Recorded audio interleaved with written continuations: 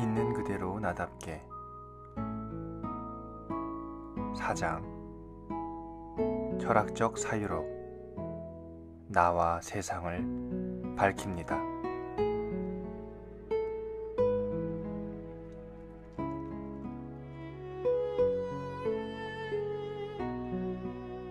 어릴 적 드래곤볼이라는 TV 만화를 재밌게 봤던 적이 있습니다.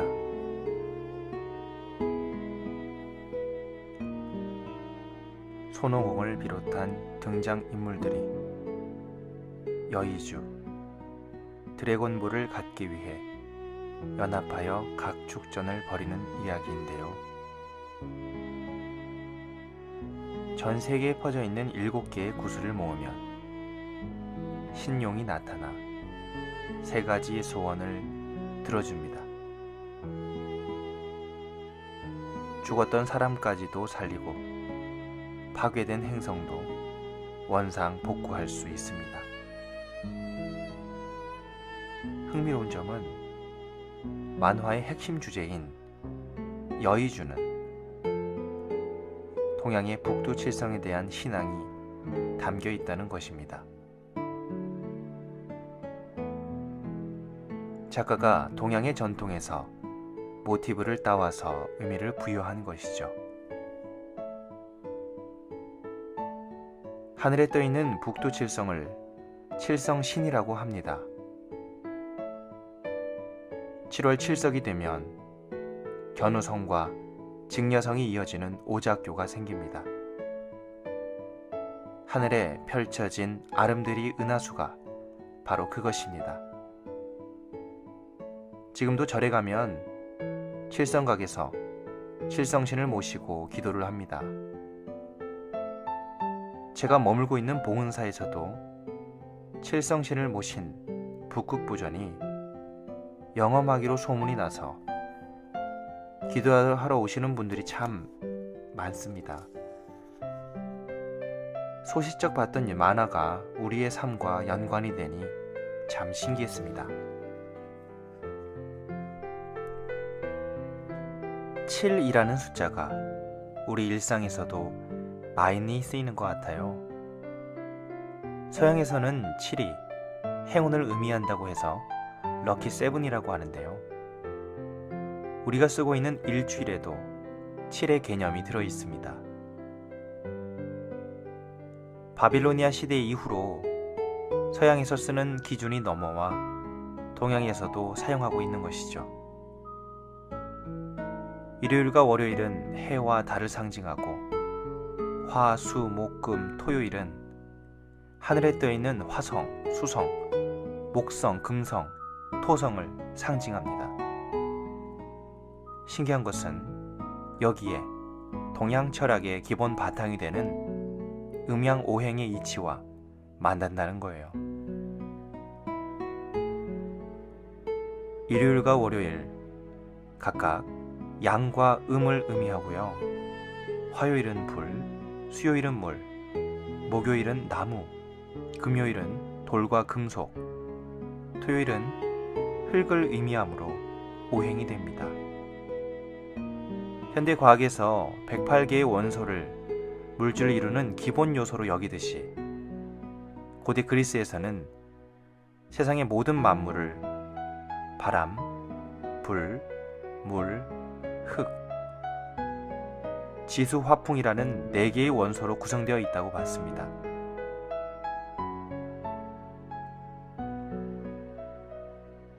동양에서는 고대로부터 음양을 중심으로 한 우주관으로 세상을 보다가 중국 전국시대 이후부터는 오행이 더해졌습니다.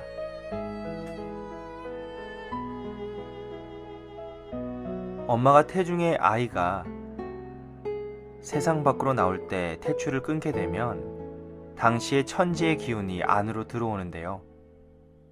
이때 음양오행에 어떤 기운을 많이 받느냐에 따라 천성과 기질에 많은 영향을 준다고 합니다. 인간이 태어나면서 하늘에 떠있는 해와 달, 그리고 수성, 금성, 화성, 목성, 토성 등등 음양오행의 기운을 많이 받는다는 것이죠. 동양에서는 인간을 대우주와 대응된 축소체로서 소우주라고 봅니다. 한의학에서도 오장육부와 14개의 경락이 음양 오행의 이치에 따라 구성되고 작동한다고 봤어요. 우리의 생명을 유지하는 기운과 361개의 경혈, 14개의 경락, 이것들이 인도에서는 각각 프라나, 7개의 차크라, 72,000개의 나디와 대응됩니다. 특히 차크라는 생명 에너지가 모이는 센터로서 우리 몸의 중앙을 가로지르는 라인에 있습니다. 차크라는 한의안에서 말하는 혈자리로도 대응이 가능한데요. 모든 음기가 모인다고 하여 이름 붙여진 회음은 항문과 생식기 사이에 위치하고 있는 1번 차크라와 같습니다. 하늘에 100가지 기운이 모인 백회라는 혈자리는 정수리에 위치한 7번 차크라로 대응됩니다. 회음과 백회는 각각 달과 해, 음과 양을 상징합니다. 그리고 2번부터 6번까지 차크라는 목화 토금수 오행으로 그 성질을 비교해 볼 수 있습니다. 우리나라와 인도가 기운을 보는 관점이 조금 다를 수는 있지만 많은 부분에서 일치함을 알 수 있습니다.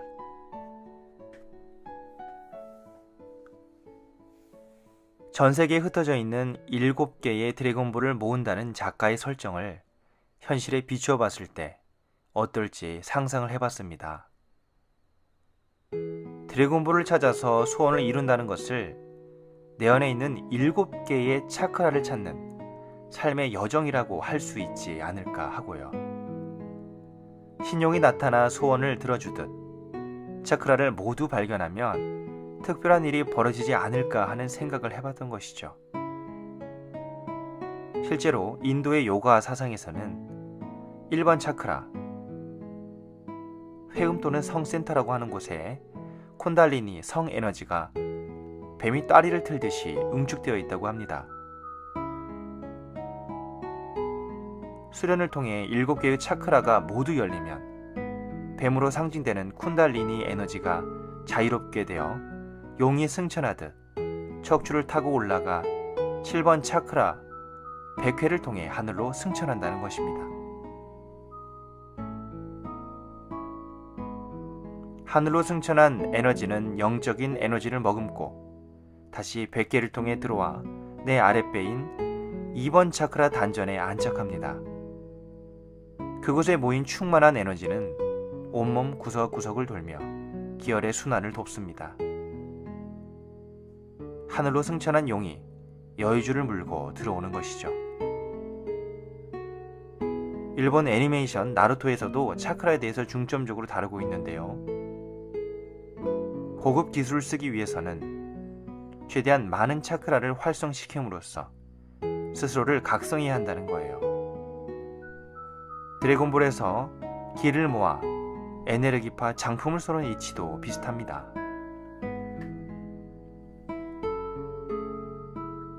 누군가에게서 아우라가 느껴진다거나 포스가 있다거나 할 때에도 상대방의 에너지에 대한 반응을 표현한 것입니다. 일상에서도 기분이나 분위기가 좋다거나 나쁘다거나 하는 표현을 쓰죠. 동양에서 이야기하는 기를 서양에서는 에너지라고 쓰는 것일 뿐입니다. 과거에 자연 철학자들은 보이지 않는 에테르가 이 우주 공간을 꽉 채우고 있다고 보기도 했습니다. 그래서 누구도 흉내낼 수 없는 분위기와 기운을 가진 사람을 일명 에테르를 풍기는 사람이라고 부르는 것이죠. 어떤 하나의 사상과 관점이 시대를 관통하고 동서양을 넘나들 수 있다는 것은 참 흥미롭고 의미 있는 일인 것 같아요.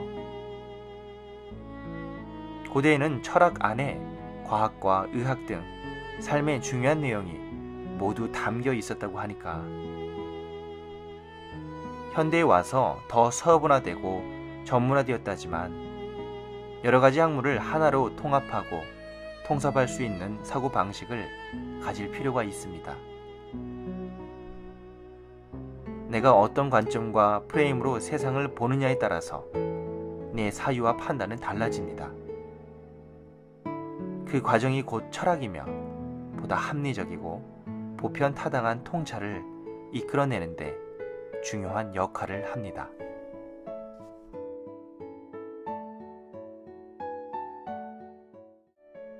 배움의 진정한 의미.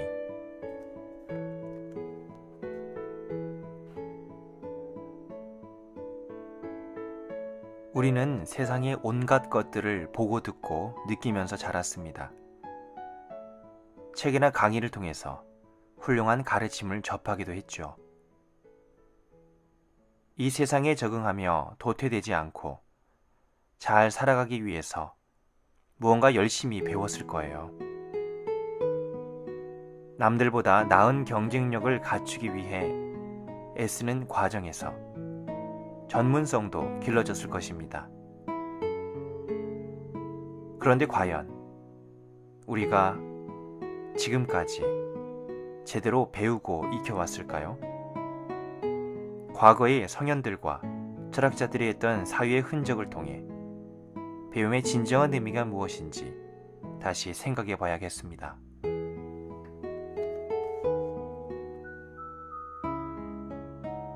성리학의 창시자 주자는 오늘 배우지 않았으면 내일이 있다 말하지 말고 올해 배우지 않았으면 내년에 있다고 하지 마라 하며 학문에 휩쓸 것을 권했습니다.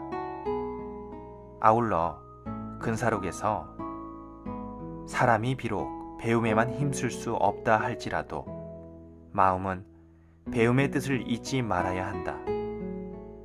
만약 마음이 배움의 뜻을 잊으면 종신토록 학문을 한다 할지라도 이는 단지 속된 일일 뿐이다 라고 했습니다.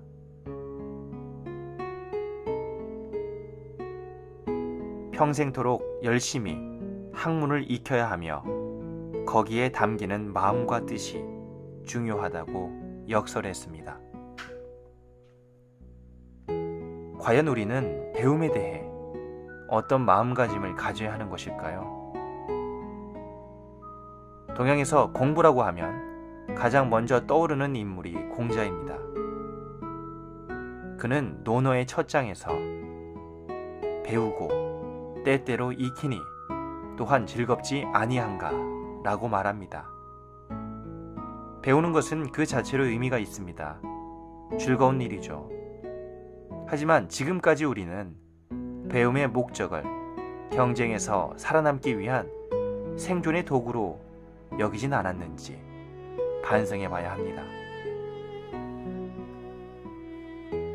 스펙을 쌓고 입시와 취업을 위해 공부하는 것이 무의미하다는 말이 아닙니다. 이 세상을 살아가기 위해서는 영어도 익혀야 하고 업무에 쓰이는 실용 학문을 배워야 하겠죠. 그런데 너무 치우쳐져 있지는 않은지 돌이켜보자는 것입니다. 먹고 살기 위한 가치에 함몰되어 내 삶의 본래적 가치를 등한시하고 있는 건 아닌지 생각해 보면 좋겠습니다. 공자는 자신의 삶을 통해 배움에 대한 성취를 설명했습니다. 논어의 위정편에서 나는 15살에 배움의 뜻을 두었고 30살에는 자립하였으며 40살에는 미혹되지 않게 되었으며 50살에는 천명에 대해 알게 되었고 60살에는 귀로 듣는 대로 모든 것을 순조롭게 이해하게 되었으며 70살에는 마음이 하고자 하는 대로 따라도 법도에 어긋나지 않게 되었다 라고 했습니다.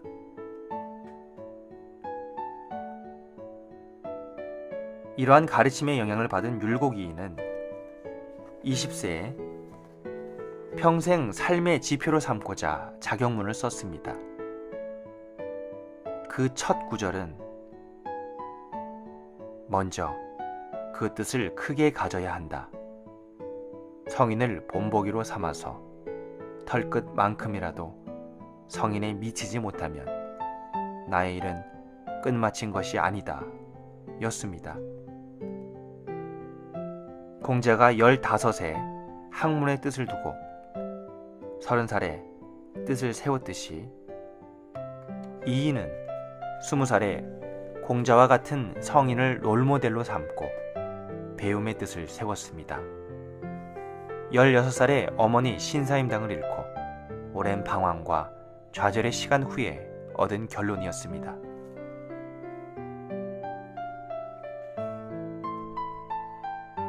옛 성현들에 비할 바가 아니지만 저는 20살의 나이에 방황의 송용돌이에 휩싸였으며 삶의 진정한 의미를 찾고자 출가를 했습니다.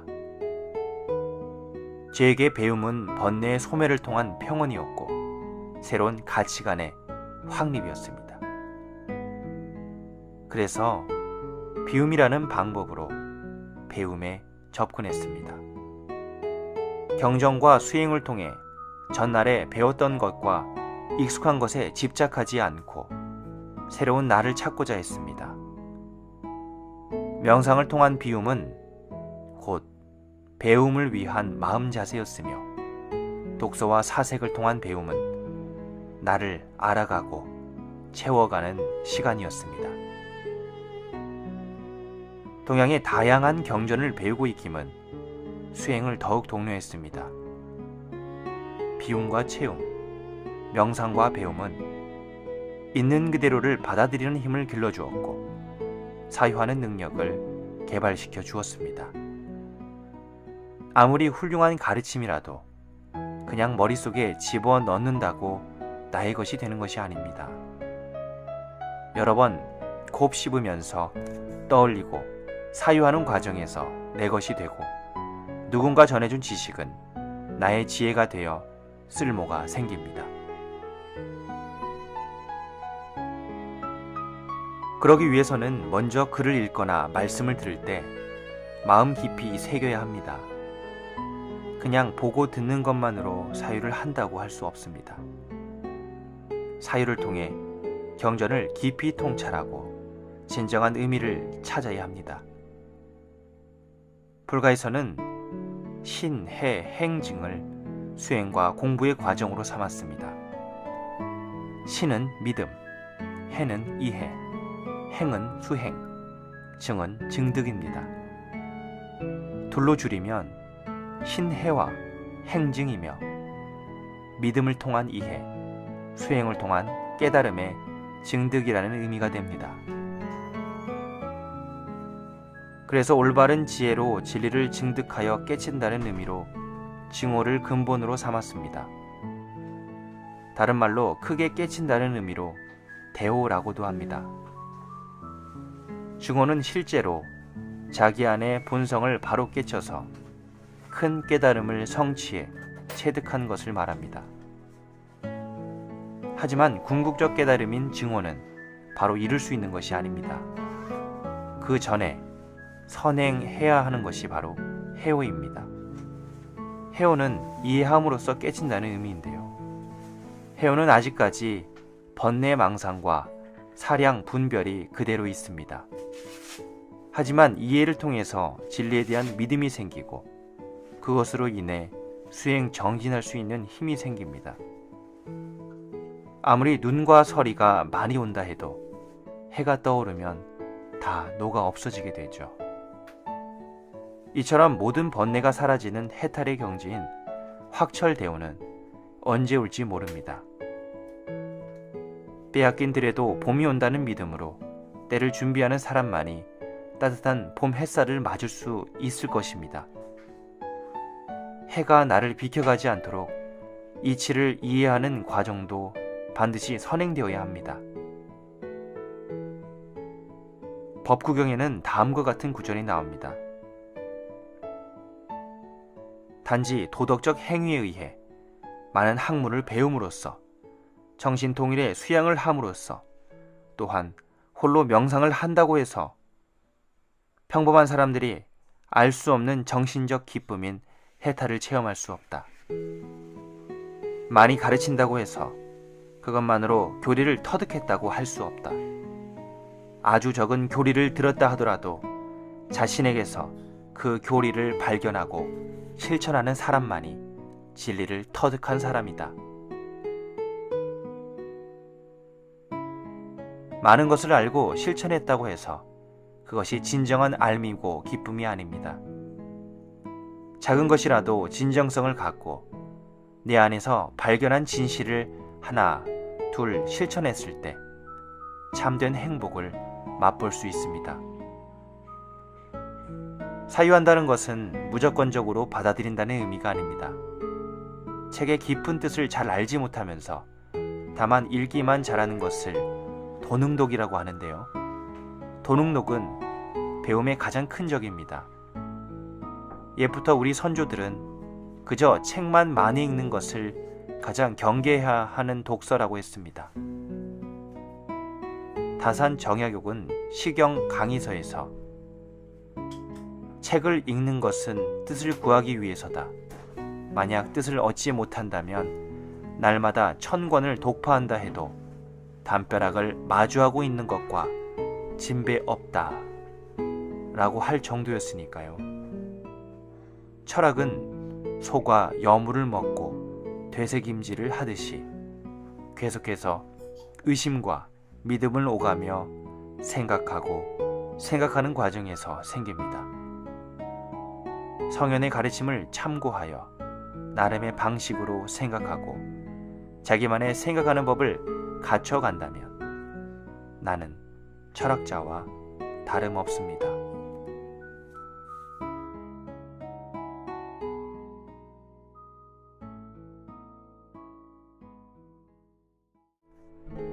철학을 넘어 수행으로. 근대 철학의 아버지로 불리는 데카르트는 사유란 의심하고 이해하며 긍정하고 부정하며 의욕하거나 하지 않으며 상상하고 감각하는 것이라고 정의했습니다. 기존의 개념과 가르침을 일방적으로 수용하는 것은 철학이 아닙니다. 생각의 주체로서 나의 가치관에 입각해 어떠한 주제에 능동적으로 탐구하는 자세여야 합니다. 불가에서 화두를 참고하며 깨달음을 얻는 과정은 철학의 사유 과정과 유사한 면이 많습니다. 고봉선사는 선요에서 화두를 공부하는 사람은 대신심, 대분심, 대의심 등 3가지 요소를 갖춰야 한다고 강조했습니다. 만약 진실로 참선하고자 한다면 다음 3가지 중요한 요소를 갖추어야 한다. 첫째, 크게 믿는 마음이 있어야 하니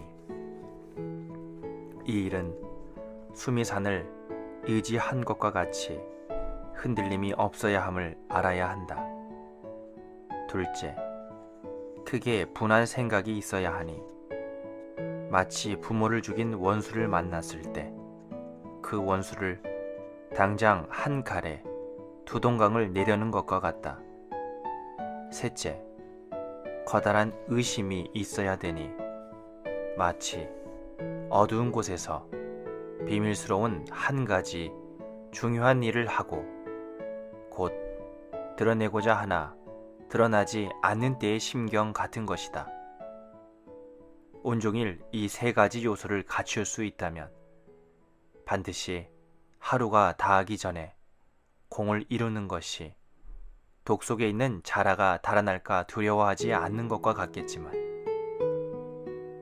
만일 이 가운데 하나라도 빠지면 마치 다리 부러진 솥이 마침내 못 쓰는 그릇이 되는 것과 같다.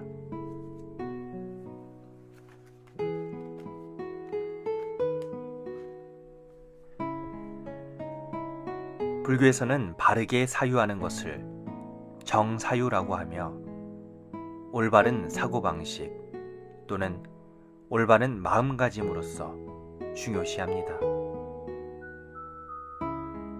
즉, 항상 참된 지혜로서 바르게 사유하고 나의 존재와 행위에 대하여 늘 궁리하는 것입니다. 그뿐 아니라 수행의 측면에서도 사유를 강조합니다. 고요히 마음을 집중하는 참선 수행을 다른 말로 사유수라고 하기 때문이죠. 일념으로 집중해 사유하며 마음을 닦으면 진정한 수행이 되는 이치입니다. 이처럼 배움에는 늘 실천이 뒤따라야 합니다. 혼자 있으면서 배웠던 것을 깊이 생각해보고 실천으로 옮겼을 때 온전히 내 것이 됩니다. 그런 과정에서 나 자신과 세상을 바라보는 눈이 생기는 것이죠. 사유하는 힘이 길러집니다. 이것이 철학이에요. 문자적으로는 밝음과 슬기로움을 의미합니다. 밝음은 정신이 깨어있는 상태입니다. 멍을 때리거나 몽롱한 상태가 아닙니다. 이렇게 깨어있는 정신으로 바라보면 본질을 볼 수 있는데요. 옛 성현들의 훌륭한 가르침은 우리에게 밝은 빛을 밝혀줍니다. 그래서 좋은 말씀은 늘 곁에 두고 읽고 생각하며 실천하면 좋겠죠. 학문의 뜻을 두고 나답게 살기 위한 철학을 하기로 했다면 꾸준히 정진해야 합니다. 그래서 이인은 경몽요걸에서 사람이 비록 학문의 뜻을 두었다 해도 용맹스럽게 앞으로 나아가서 무언가를 이루지 못하면 옛날의 습관이 그 뜻을 막아 흐려버리고 만다 라고 했습니다. 불가에서도 용맹정진과 불방위를 강조했습니다. 용맹정진은 공양시간을 뺀 모든 시간을 수면 없이 좌선에 임하는 정진인데요. 늘 용맹정진할 수는 없겠지만 때때로 그러한 시간을 갖거나 그 정신으로 가열하게 수행해야 한다는 의미입니다. 불방일은 방일하지 말라는 뜻이에요. 방일은 제 멋대로의 계율이나 바른 질서를 지키지 않고 방종하는 것을 의미합니다. 불방일은 붓다의 설법에도 많이 등장하는 단어인데요. 부처님께서 이 세상을 떠나는 마지막 순간에도 유운으로 남기고 갈 정도로 중요하게 여겼습니다.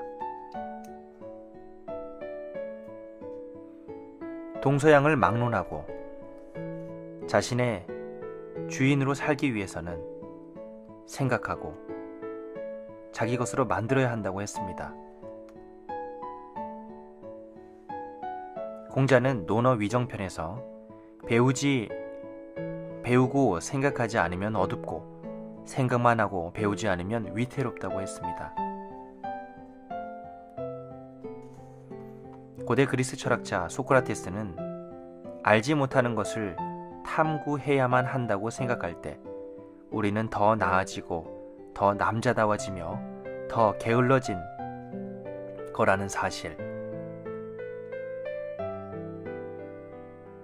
바로 이것을 위해 난 기필코 내가 할 수 있다면 말뿐 아니라 행동으로도 싸우려는 것이다 라고 했습니다.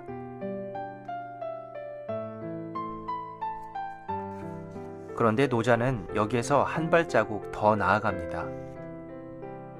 학문을 끊으면 근심이 사라진다. 지식을 밖에서 구하여 달리면 달릴수록 지식은 위태로워진다 라고 했습니다. 단지 배우는 것만이 능사가 아니라는 말입니다. 일반적인 알미 아니라 도를 통해서 아는 것이 명으로서 진정한 알미라고 했습니다. 지식이 필요하지만 그것의 한계를 깨닫고 참된 인식으로 나아가는 말입니다. 여기에서 장자는 한술 더 뜨는데요. 장자 천도편에서 엿사 속 성인의 말씀을 읽던 왕에게 죽은 성인이 남긴 이야기는 조백, 술 찌꺼기에 불과하다며 일치를 가할 정도였습니다. 퇴계 이황은 배우는 사람의 마음 자세를 가르쳐 주었습니다. 자기의 의견을 버리고 다른 사람의 의견을 따를 줄 모르는 것은 학자의 큰 병이다 라며 자신이 갖고 있는 이념을 부정하고 다른 것을 받아들일 수 있어야 한다고 했습니다. 제대로 배워서 아는 사람은 자신의 것에 대한 확신이 있으면서도 타인의 것을 존중하며 따를 수 있습니다. 반면에 어설프게 아는 사람은 모르는 것만 못합니다. 다른 사람의 의견을 배척하기 때문입니다. 따라서 배움의 길에 들어선 사람은 배우고 익힌 것을 자기만의 것으로 재해석할 수 있어야 하며 그것마저 내려놓을 수 있어야 합니다. 깨어있는 정신으로 깊게 사유해 자기만의 진리와 깨달음으로 익혀야 하며 배우고 채우는 과정을 거듭해야 합니다. 결국 배움이 무르익고 삶이 즐거움으로 확대되기 위해서는 수행 과정이 필요합니다. 불교에서는 문, 사, 수라는 세 가지 지혜를 구분해서 설명합니다. 지식을 받아들이는 것이 문이라면 깊이 생각해서 정리하는 것은 사입니다.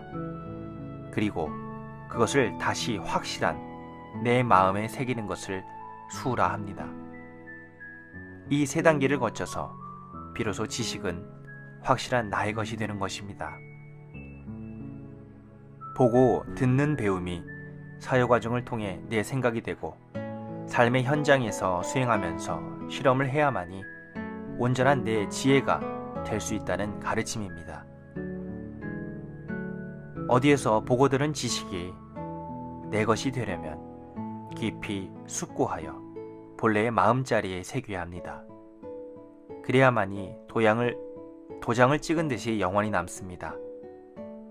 따라서 수행이란 우리의 마음에 깨달음과 삶의 도장을 찍는 일입니다. 반면에 수행하지 않는 사람이 갖고 있는 지식은 혼란을 가중시켜 삶을 그릇된 길로 이끌 뿐입니다.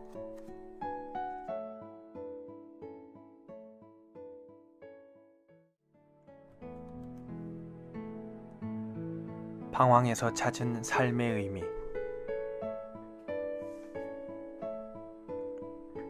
대학생 시절의 공허함과 방황은 오히려 저를 성숙해 했습니다. 저 나름대로의 답을 찾을 수 있는 기회의 시간이었기 때문이죠. 혼란스럽고 정리되지 않은 삶이었지만 자유로운 마음이었습니다. 자유는 자기만의 이유를 가진 상태라고 하는데요. 다른 누군가의 이유로서 규정하는 것이 아니라 나 자신의 이유로 나를 규정한다는 것입니다.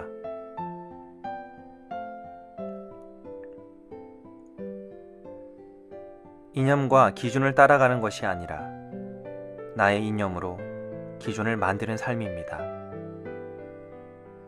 자유로운 마음은 비록 작은 시작에 지나지 않았지만 그 이후로 지켰던 그 마음이 지금의 저를 있게 한 것 같습니다.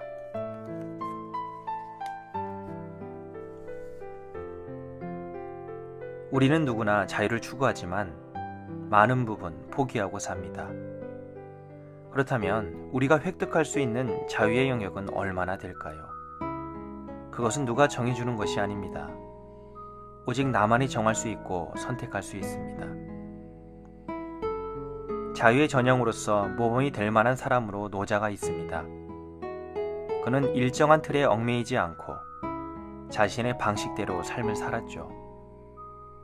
그는 중국 춘추 전국 시대에 활동한 대표적인 철학가이며 도가의 창시자로 알려져 있습니다. 노자의 도덕경을 보면 무위자연의 삶을 추구하는 그의 사상을 알 수 있는데요. 억지로 하는 것 없이 자연스럽게 살아가는 것은 참으로 즐겁고 행복한 일인 것 같습니다.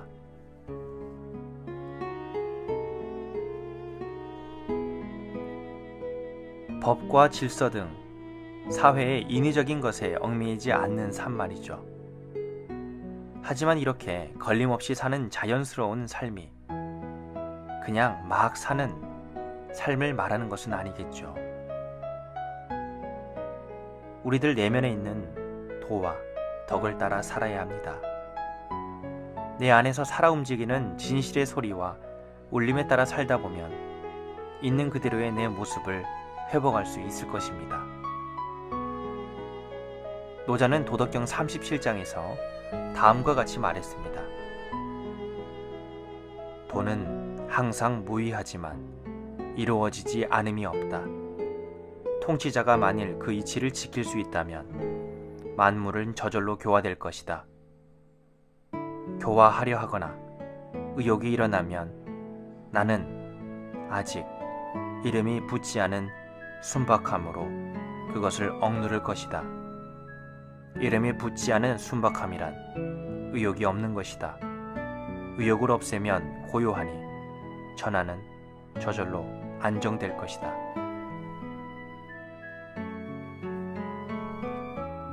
노자는 보편적 이념의 틀을 거부했습니다. 세상이 바라는 바람직한 것보다는 자신이 바라는 일을 하라고 역설했습니다. 밖에서 요구하는 해야 하는 일보다 하고 싶은 일을 하라고 종용했습니다. 남들이 좋아 보이는 일보다는 내가 좋아하는 일을 할 것을 권했고 자발성을 강조했습니다. 이것은 함이 없고 함을 이루는 무의의 삶입니다. 어떻게 하지 않고 했다고 할 수 있을까요? 무엇을 하지 않아야 진정으로 했다고 할 수 있는 걸까요? 무의란 어떤 이념이나 기준을 근거로 행하지 않는 것입니다. 세상의 통념과 기준에 휘둘리지 않는 것이며 오히려 그것을 밟고 선다는 뜻입니다. 당위의 굴레에서 벗어나는 것이며 세상의 기준과 목적성의 제어를 받지 않은 상태입니다. 당당히 주인공이 되는 길입니다. 보편적 이념에 지배받지 않으면서 자발적 생명력의 의지에 움직이는 상태입니다. 그것이 본래적이고 원천적이며 자연스러운 모습입니다. 그렇다고 아무 생각 없이 바보같이 행동하는 것은 아닙니다. 무의의 마음 자세에서 이 세상을 있는 그대로 볼 수 있습니다. 반대로 유의의 마음 자세로는 자신 앞에 펼쳐진 세계를 봐야 하는 대로 봅니다. 특정한 기준이나 신념과 가치관에 지배당하는 행위이기 때문입니다. 왜 기존의 이념과 가치를 기준으로 삼지 말아야 한다고 했을까요? 참된 이치는 시대에 따라 변하기 때문입니다. 예전에 만들어진 기준이 더 이상 지금 이 시대에 나를 위한 기준이 될 수 없기 때문입니다. 예컨대 뉴턴이 발견한 고전 물리학이 그 당시에는 진리였습니다. 하지만 아인슈타인이 상대성 이론을 발견한 후로는 진리가 변했습니다. 현대 물리학의 시대가 열리게 된 것이죠. 무의의 태도를 지녀야 변화하는 내용을 받아들일 수 있습니다. 유의의 태도로는 고정관념에서 벗어날 수 없습니다. 기존의 것을 그대로 따라하면 조금 편하게 하겠죠. 주변에서도 이상하게 볼 이유가 없을 겁니다. 하지만 급변하는 이 시대에 적응할 수 있을까요? 안정적인 직장과 고정된 가치가 사라져가는 오늘날, 과연 나는 생존할 수 있을까요? 변화의 속도가 느린 과거에도 변화의 이치는 있었습니다. 변화하는 세상의 흐름에 민첩하게 적응해야만 살아남을 수 있었습니다. 지금 변화하는 속도를 보십시오. 디지털 문명의 진화와 확산으로 걷잡을 수 없는 속도로 세상은 변하고 있습니다. 생존과 경쟁력이라는 측면에서 보더라도 무위의 가치는 정말 필요합니다. 무위의 정신으로 무장하고 자기 방식대로 하면 안 되는 일이 없습니다. 고정된 틀을 깰 수 있는 용기가 필요합니다.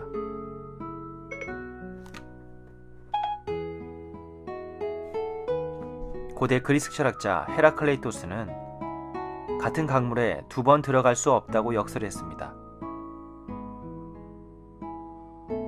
이 세상에서 변하지 않는 유일한 것은 모든 것이 끊임없이 변하고 있다는 사실이라고 하죠. 변화한다는 것은 희망이 있다는 말과 같습니다. 지금 우리의 삶이 이렇게 계속 힘들고 개선의 여지가 없다면 어떨까요? 얼마나 더 고생해야 할지, 이 고통은 언제 끝날지 모르는 것만큼 큰 슬픔과 공포도 없을 것입니다. 변한다는 것은 앞으로 더 나아질 수 있다는 의미고 우리에게도 희망이 있다는 것입니다. 그런데 모든 것이 변하기만 한다면 우리가 외롭고 힘들 때는 무엇에 의지해야 할까요? 이 세상은 자꾸 변하고 우리 사람들의 마음이 시시각각 계속 변해도 변치 않은 그 무엇이 있으면 좋지 않을까요? 우리의 한 생애가 빈손으로 왔다가 빈손으로 가는 것이라고 하지만 무의미하고 허무한 삶이 아닐 것입니다. 그 안에 담긴 의미와 가치가 분명히 있을 거예요. 모든 것이 변하는 가운데 변치 않는 불변의 가치가 있습니다. 누군가는 그것을 다면히 생사를 따르지 않는 한 물건이라고 했습니다. 그 한 물건이란 무엇일까요? 조선시대의 선승 서산대사는 선가 귀감에서 여기에 한 물건이 있으니 본래부터 가없이 밝고 신령하여 일찍이 나지도 않고 죽지도 않으며 이름 지을 수 없고 모양 그릴 수 없다 라고 했습니다.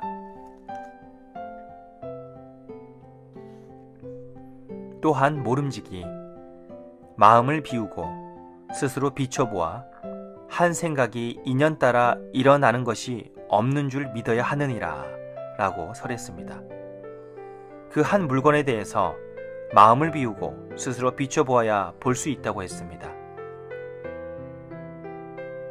아울러 그것은 인연 따라 일어나는 것이 아니라고 했습니다. 그것은 인연을 초월한 다른 영역의 그 무엇이기 때문에 늘 변화하는 이 세상 속에서도 불변하는 그 무엇일 수 있는 것입니다. 내가 의지할 수 있는 어떤 대상이 될 수 있는 것이죠. 자기 안의 등불과 법을 귀처로 삼으라고 한 부다의 마지막 가르침과 일맥상통합니다.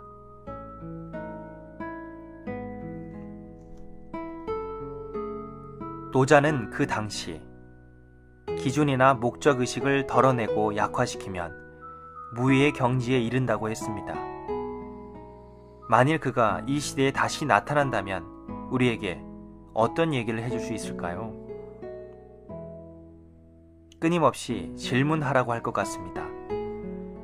지금 자신이 참이라고 믿는 그 진리와 가치가 정말 맞는 것인지 의심하라고 할 것 같습니다.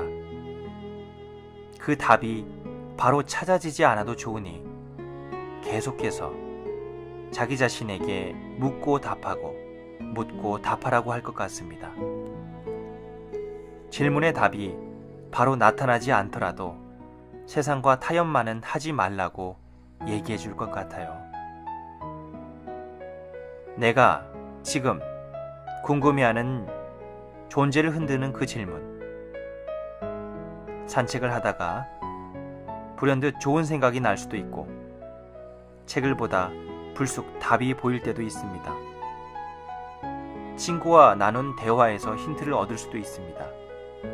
이렇게 질문하고 묻고 따지고 적극적으로 알아가는 과정에서 우리는 일정한 틀에 얽매이지 않을 수 있습니다. 자기만의 방식으로 살아갈 수 있습니다.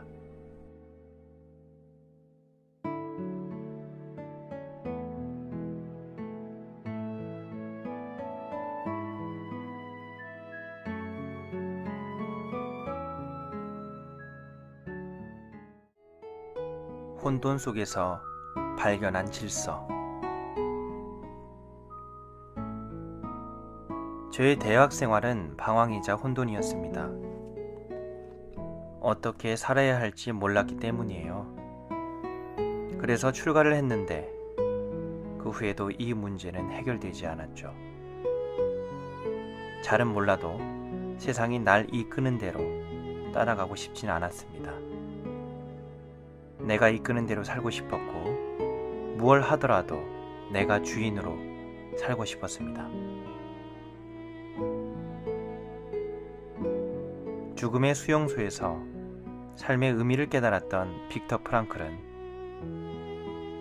한 인간에게서 모든 것을 빼앗아 갈 수는 있지만 한 가지 자유는 빼앗아 갈 수 없다. 어떤 상황에 놓이더라도 삶에 대한 태도만큼은 자신이 선택할 수 있는 자유다 라고 했습니다. 적어도 내 삶의 가치관, 인생관은 내가 정해야 합니다. 20대 초반부터 지금까지 저는 이 싸움을 계속 해오고 있는 것 같습니다. 기존의 가치와 관점을 다 버릴 수도 없고 그렇다고 계속 유지하기는 싫었습니다. 동시에 세상의 많은 이념과 가르침에서 무엇을 선택해야 할지 모르겠다는 마음도 있었습니다. 그 사이에서 갈팡질팡하며 나만의 가치와 철학을 살아가야겠다는 생각을 했던 것이죠. 우리는 살아가면서 갖가지 혼돈을 경험합니다. 그럴 때 어떤 관점에서 보느냐에 따라 혼돈이 기회가 될 수도 있고 좌절이 될 수도 있습니다. 이 상황을 긍정적으로 볼 것인지 부정적으로 볼 것인지는 순전히 저마다의 선택입니다. 철학자 쇼펜하우어는 인간의 행복과 불행은 무엇으로 자신의 마음을 가득 채우느냐에 달려있다. 행복은 주어진 환경 그 자체보다 세상을 인식하는 개인의 기질에 좌우됐다 라고 했습니다. 내가 어떤 프레임으로 바라보느냐에 따라 삶의 질이 판이하게 달라지는 법입니다. 영국의 극작가 윌리엄 세익스피어와 청년 청소부의 이야기입니다. 일하던 빗자루를 내던진 청년에게 셰익스피어는 그 이유를 물어봤습니다. 선생님은 많은 사람에게서 존경을 받고 있는데 저는 고작 선생님의 발자국이나 닦고 있으니 제 자신이 너무 한심해서 그렇습니다. 그는 청년의 어깨를 감싸 안으며 말했습니다. 그렇지 않네. 자네와 나는 같은 일을 하고 있다네. 나는 펜으로 신께서 지으신 우주의 한 부분을 표현하고 있고 자네는 그 우주의 한 부분을 아름답게 청소하고 있지 않은가? 청소하는 사람이 청소하는 지금 이 공간만을 생각한다면 그저 하찮은 일이라 여길 수도 있습니다. 하지만 프레임을 더 확장해서 우주까지 넓힌다면 자신이 하는 일은 그저 작은 일이 아닌 게 됩니다. 나는 지금 지구의 한 모퉁이를 청소하고 있다고 생각하며 청소하는 환경미화원은 긍정의 프레임으로 자신을 바라보고 있습니다.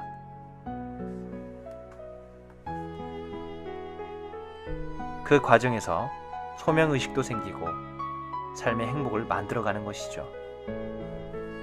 비슷한 상황에서 불행을 느끼는 사람도 프레임을 바꾸면 전혀 다른 삶이 펼쳐집니다.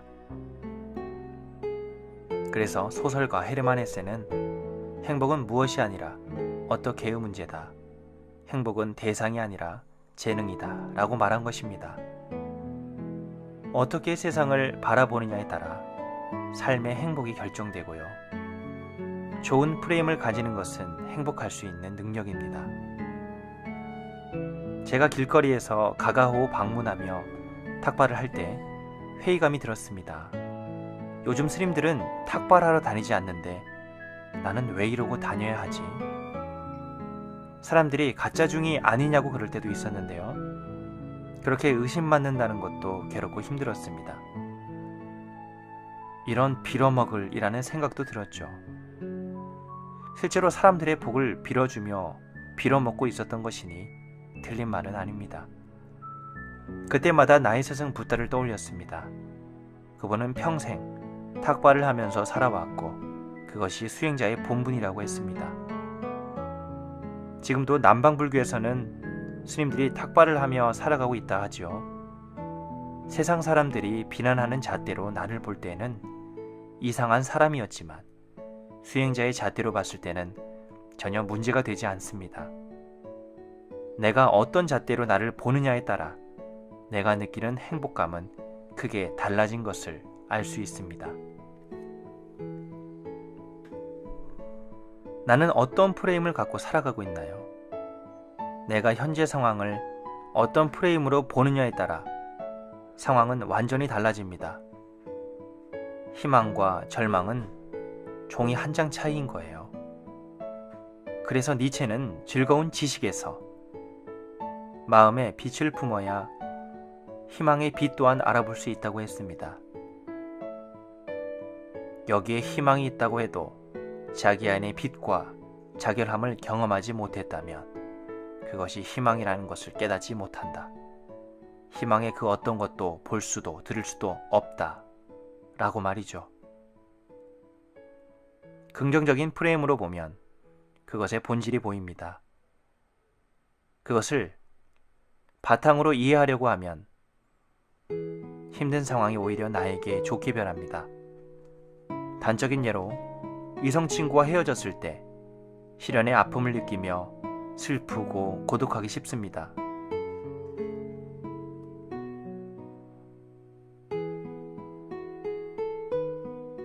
이 상황을 그저 비관하기보다는 긍정적인 측면을 생각하면 다른 게 보입니다. 더 좋은 사람을 만날 수 있는 좋은 기회가 될 수 있습니다. 우리에게는 언제나 더 좋은 인연이 기다리고 있습니다. 지금의 인연과 상황만이 최선일 수는 없어요.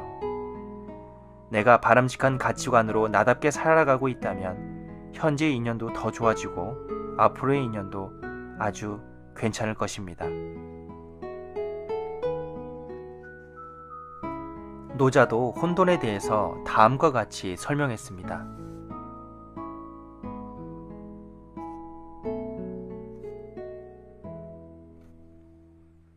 하늘과 땅이 열리기 전 혼돈에서 태어난 그 무엇이 있었다. 침묵과 공허 안에서 그것은 그것만으로 충만하여 변하지 않았고 두루 돌기는 하지만 닳아 없어지는 법이 없었다. 그것에서 모든 것이 말미암았으니 그것은 세상의 어머니 그 이름 내 알 수 없으나 도라 부르겠노라. 대도라. 또 다른 이름으로 불러도 좋으리라. 도는 거대함으로 낯을 벗어난다 할 수 있고 나를 벗어난다니 그것은 내게서 멀리 떨어져 자리한다. 또한 멀리 있으니 그것은 결국 내게로 되돌아오리라. 사람은 땅을 본받으며 땅은 하늘을 본받으며 하늘은 도를 본받는다. 그러나 도는 스스로 그러함 자연을 본받는다.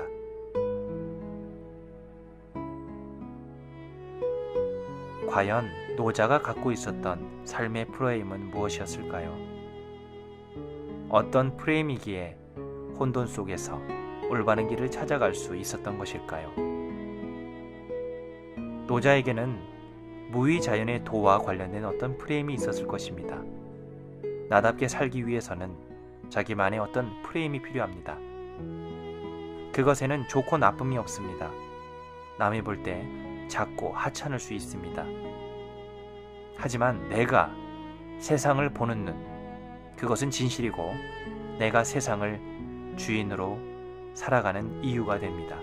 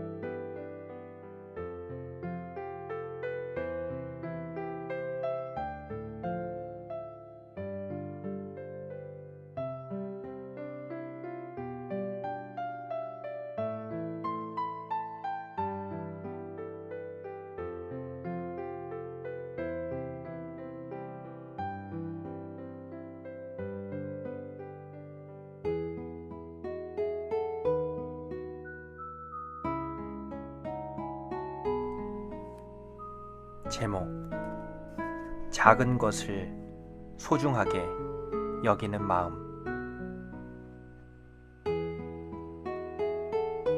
몇 해 전 영화 영린을 감명 깊게 봤습니다.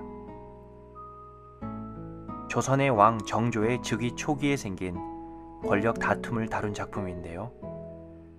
아직까지 가슴에 깊은 여운으로 남아 있습니다. 이 영화에서 다룬 중용의 메시지 때문인 것 같아요.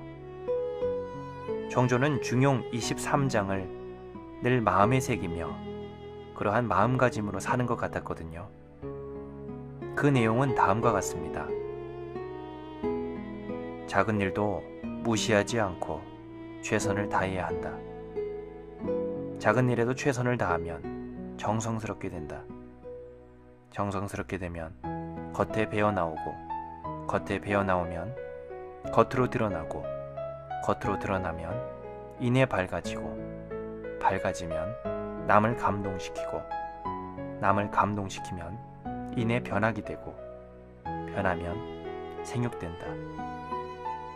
그러니 오직 세상에서 지극히 정성을 다하는 사람만이 나와 세상을 변하게 할 수 있는 것이다.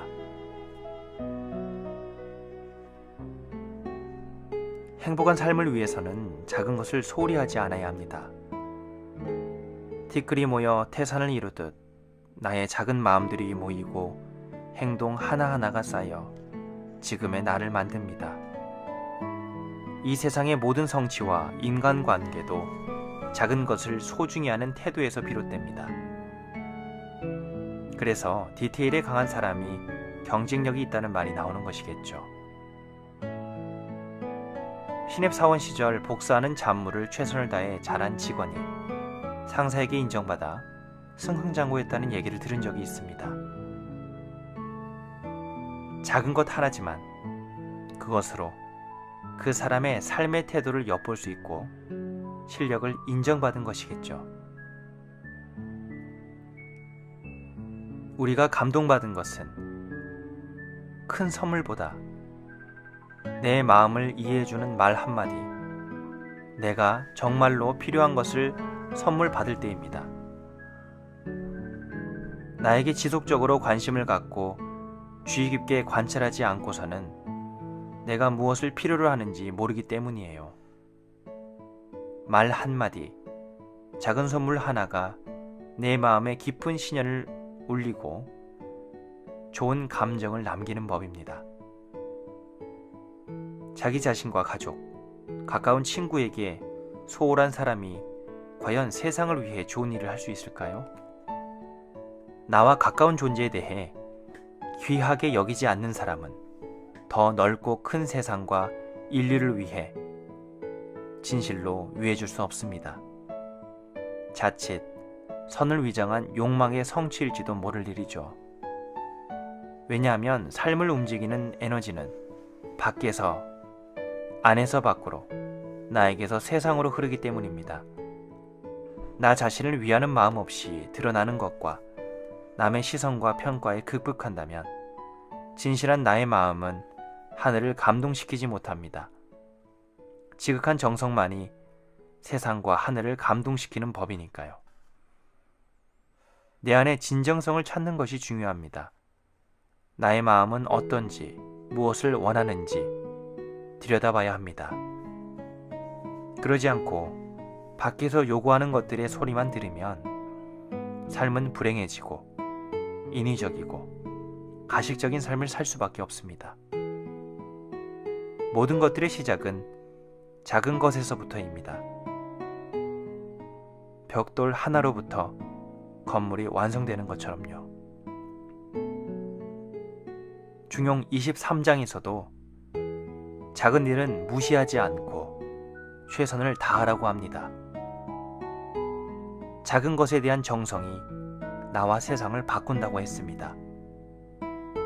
사소한 것 같지만 그게 가장 중요합니다.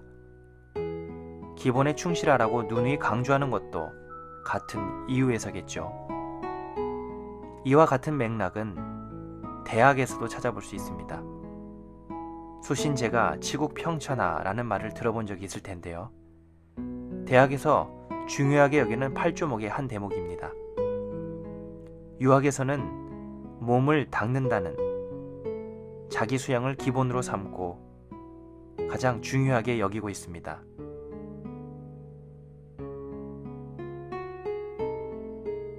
사람의 기본 자질이 되어야 가정과 세상을 위해 잘 쓰일 수 있다는 뜻이죠. 그런데 그 전에 있어야 하는 것이 경물과 치지, 성의와 정심입니다. 수신을 하기 전에 거쳐야 할 과정입니다. 경물치지는 사물이 연구된 후에 지혜가 이루어진다는 것이고, 지혜가 이루어진 후에 뜻이 정성스럽게 되면 마음이 바르게 된다는 것이 성의, 정심입니다. 비로소 마음이 바르게 된 후에 몸을 닦을 수 있고, 몸을 닦은 후에 집안을 바르게 다스릴 수 있습니다. 그러한 사람이 나라를 다스리고 천하를 화평하게 할 수 있는 것이죠. 중용 23장에 오직 세상에서 지극히 정성을 다하는 사람만이 나와 세상을 변하게 할 수 있는 것이다 라는 마지막 문구와 의미가 일맥상통합니다.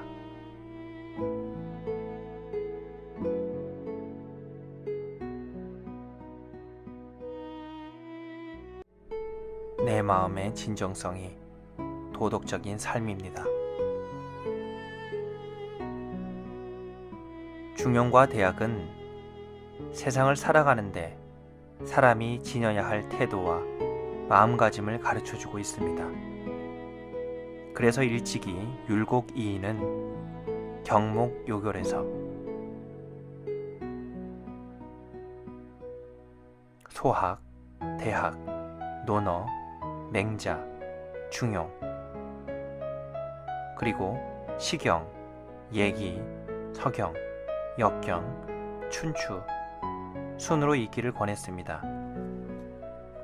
사자소학으로 알려진 소학으로 입문한 후에 사설을 먼저 읽고 오경을 그 다음에 읽으라는 말이죠. 오경의 하나인 예기는 49편에 달하는 방대한 책인데요. 31편이 주경이고 42편이 대학입니다. 주자의 성리학 체계가 성립되면서 예기에서 중용편과 대학편이 따로 빼어 사설을 정립한 것이라고 합니다. 그렇다면 중용에서 말하는 삶의 만족과 행복은 무엇일까요? 어떤 마음가짐을 필요로 하는 것일까요? 도둑의 마음으로 살면 도둑이 되고 하늘의 마음으로 살면 하늘과 같은 사람이 되겠죠. 중용에서는 그 마음을 성이라고 했습니다. 하늘은 눈에 보이는 하늘이 아니라 우리 마음의 본바탕입니다. 우리의 근본인 하늘을 생각하고 품는 마음이 천성이자 본성입니다. 그리고 이 본성에서 나오는 길이 바로 도입니다. 도를 닦는다는 것은 마음의 본성을 찾아가는 것이죠. 마음을 들여다보면 볼수록 본성으로 통하는 길이 조금씩 느껴질 것입니다. 관심을 갖고 마음의 길을 수리하고 정돈하는 것이 수도이며 수신입니다. 이것이 중용에서 말하는 교육이에요.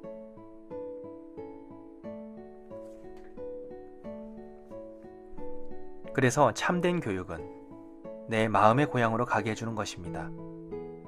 내가 온 본바탕의 하늘로 가는 길을 닦는 것이죠. 그런데 마음은 보이지도 않고 잘 느껴지지도 않기 때문에 마음의 보따리인 심보를 활용하면 좋겠습니다. 통상적으로 심보가 고약하다라고 할 때 쓰죠. 심보에는 우리가 느끼는 감정이 있습니다. 감정은 무한한 하늘에서 왔으며 고갈되지 않고 샘물처럼 무한히 솟아납니다. 화가 날 때도 있고 좋아하는 마음이 날 때도 있잖아요. 마르지 않는 샘물처럼 자꾸 생기는 감정을 들여다보는 것이 수행이자 공부입니다. 그런데 우리의 마음이 늘 한결같지 않습니다. 사람은 누구나 도덕적 본성만 있는 것이 아니라 인간적인 욕심이 뒤섞여 있기 때문이죠.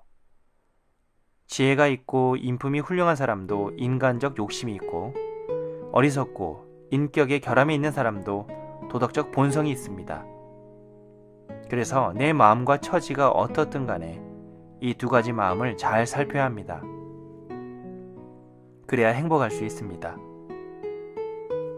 단지 도덕적으로 반듯한 사람이 되자는 말이 아닙니다. 우리의 마음이 본성에 뿌리를 두고 있기 때문에 그로부터 생명력을 공급받아야 한다는 것입니다. 우리 생존에 대한 문제입니다. 누구나 잘 먹고 잘 자야 생명을 존속할 수 있습니다. 이것의 결핍은 바로 몸의 반응으로 나타납니다. 줄인 배가 간절한 기도로 식신을 강림케 할 거고요. 잠이 밀려와서 천하장사도 들기 힘든다는 눈꺼풀이 내려옵니다.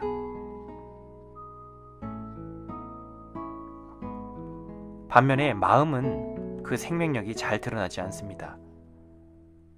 마음이 살아있기 위해서는 본성이 바라는 도덕적 실천이 필요합니다.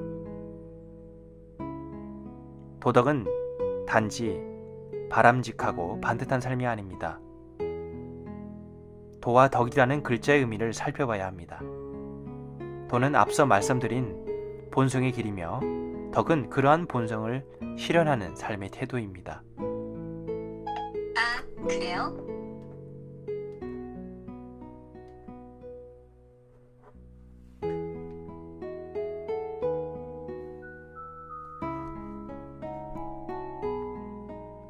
자기 안에서 진정으로 바라는 그 마음이 도이고 진정성으로 살아가는 모습이 덕입니다. 공자는 논어에서 군자가 행해야 할 도덕에는 3가지가 있거늘 나는 그 가운데 한 가지도 제대로 하는 것이 없다. 어진 사람은 근심하지 아니하고 지혜로운 사람은 미혹되지 아니하며 용감한 사람은 두려워하지 않는다라고 했습니다. 군자는 어진뿐 아니라 암과 용기를 반드시 갖추고 행해야 할 도덕의 범주에 포함시켰습니다.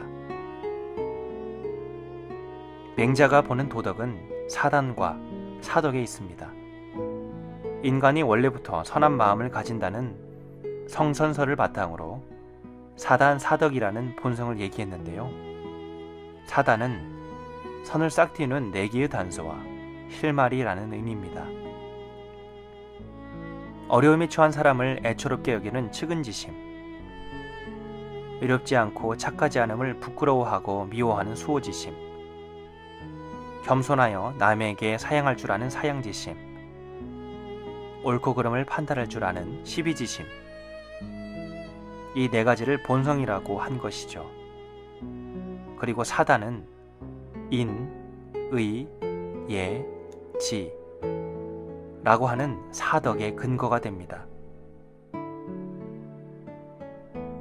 맹자의 제4편 이루장구에는 남의 어려움을 보고 측은하게 여기는 마음은 인의 기초가 되고 다른 사람의 잘못된 행위를 보고 부끄러워하거나 미워하는 마음은 의의 기초가 되며 타인에게 양보하고 사양하는 마음은 예의 기초가 되며 타인에게 양보하고 사양하는 마음은 예의 기초가 되고 옳고 그른 것을 가리는 마음은 지혜의 기초가 된다고 했습니다.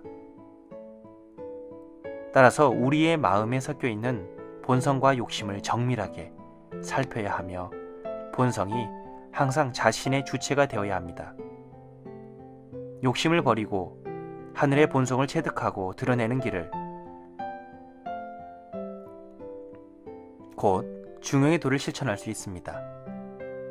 본성의 삶은 내 마음을 편안하게 하고 주변도 편안케 합니다. 우리가 지금 하고 있는 일과 공부, 그리고 생각과 행동은 중요합니다. 작더라도 하찮은 것이 아니며 소중합니다. 모든 것은 저마다의 의미와 가치를 지닙니다.